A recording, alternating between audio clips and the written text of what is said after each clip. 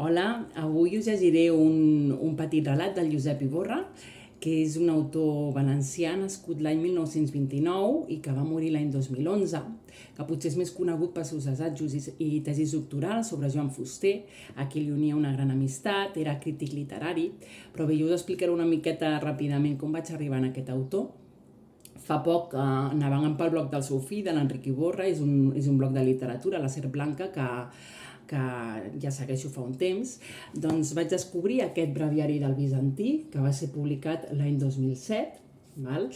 I bé, he de dir que em va encantar. És un llibre de reflexions filosòfiques sobre la vida, sobre la mort, molts són com aforismes, assajos literaris, té moltes referències a literatura francesa, no només literatura, sinó també a la música, a la pintura, i bé, de dir que és un autor que té una veu molt contemporània i molt actual, i m'agrada molt perquè és molt clar, s'entén superbé, i hi ha una cosa que em va cridar l'atenció d'aquest breviari, que no m'esperava, que són els microrelats.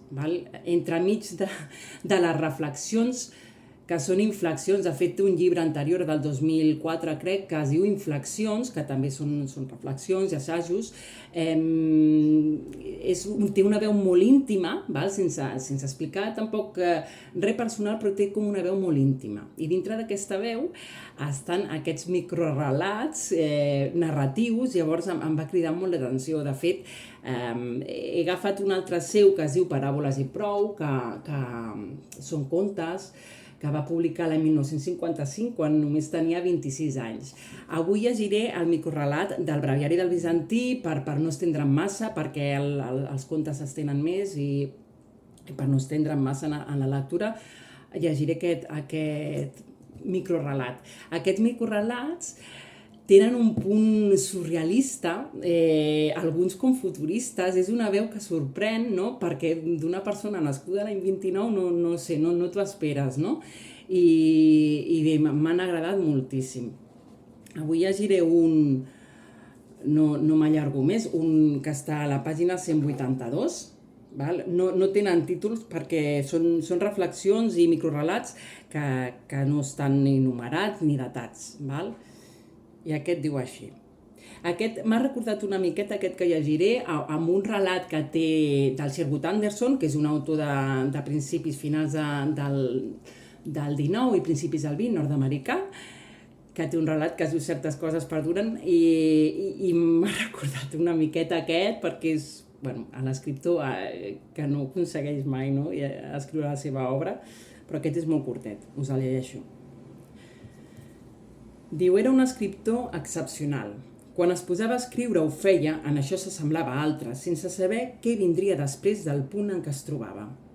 Avançava amb els ulls tapats, a les palpentes. A diferència d'ells, però, oblidava el que havia escrit.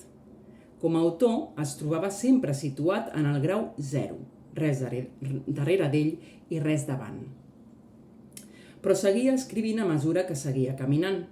El problema era que mai no podia acabar.